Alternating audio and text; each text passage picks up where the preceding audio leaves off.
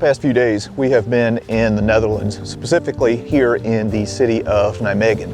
And a lot of people associate this city with the actions that took place in September of 1944 during Operation Market Garden. But there was an exceptionally tragic event that happened here in the city on the 22nd of February of 1944 when the Allies bombed a rail yard here in this city, which also destroyed this church here behind me, the St. Stephen's Church. So the citizens here in this city suffered greatly during the war, but there was a specific group of people that suffered even more.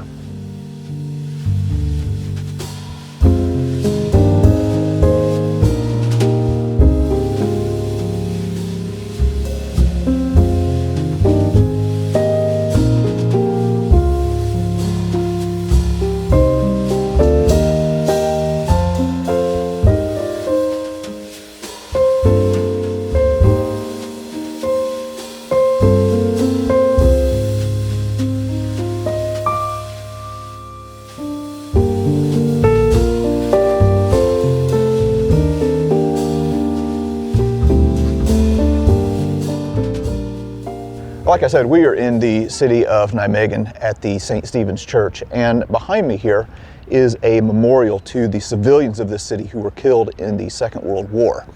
Now, of the civilians that were here in Nijmegen prior to the war, about 800 were Jewish.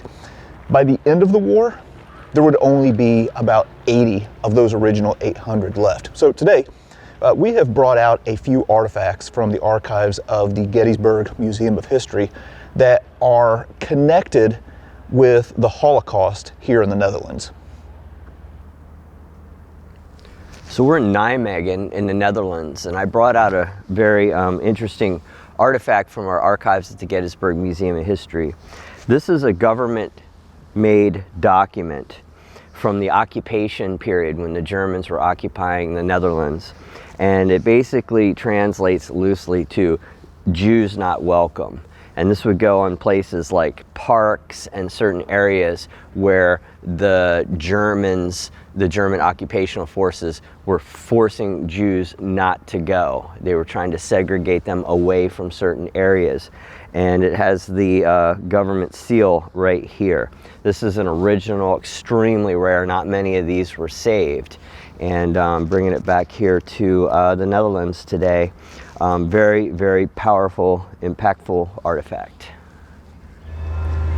So right now it's earlier in the morning here in Nijmegen, and you can see that the city's just now starting to wake up. We've got the church bells chiming in the background, and people are starting to get out and go to work and do their daily thing. And as they are walking down these streets, well,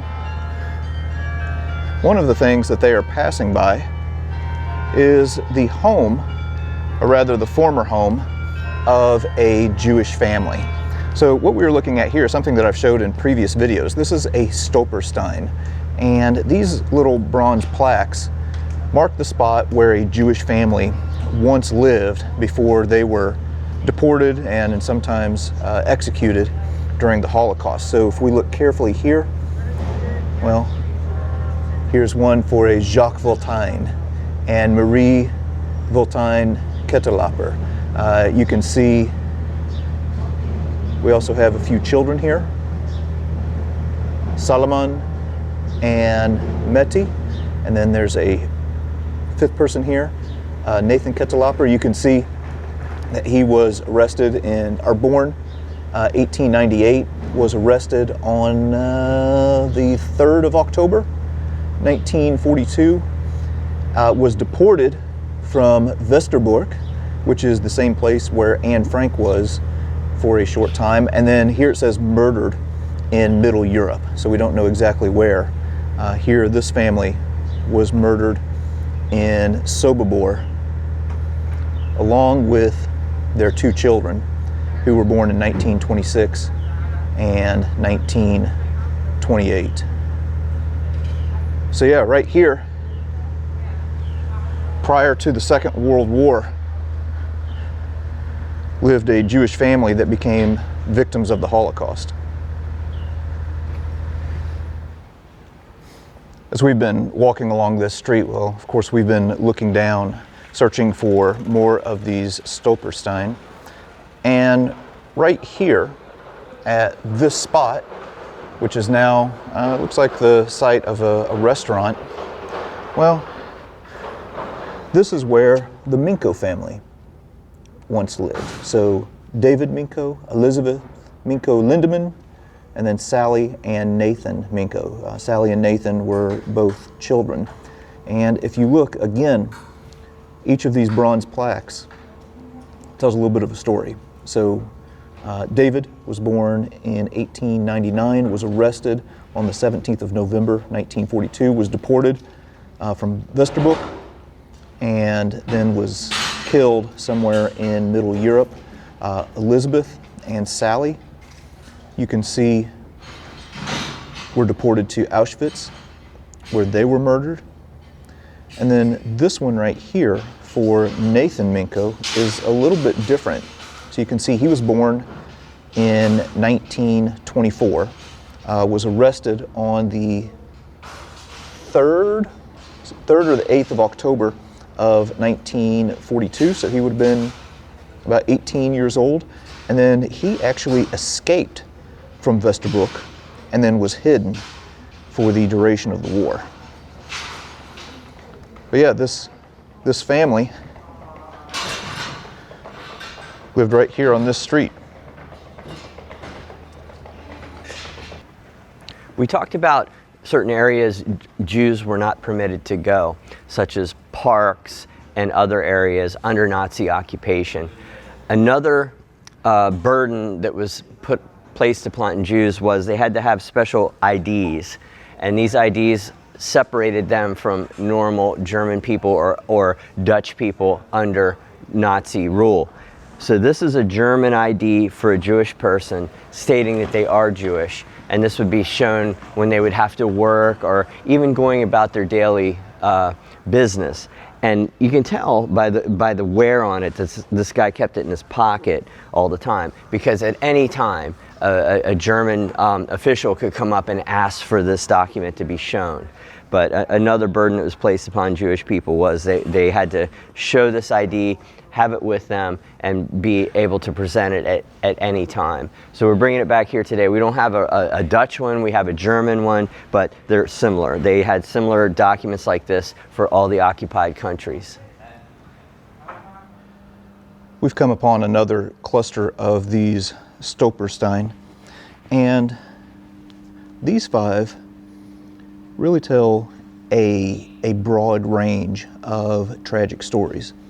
So this is the Vrengel family, and well, like right here you can see that this individual, Abraham, was again deported to Westerbork, and was murdered in Auschwitz. This individual here ended up being murdered in Sobibor on the 2nd of April 1943. Another one who was killed at Auschwitz on the 31st of August. Now, Denny Vrengel ended up being hidden and survived the war.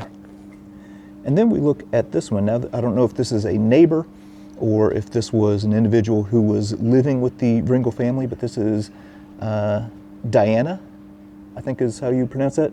Diana Moss, a little bit different spelling, or maybe Deanna. But anyway, you can see that she was deported from Westerbork, was arrested on the 25th of January of 1944, spent some time in Auschwitz, and then was transported to the women's camp at Ravensbrück, and then was liberated by the Russians. So here, on these 5 bronze plaques, you get the range of experiences of the Jewish people during the Holocaust.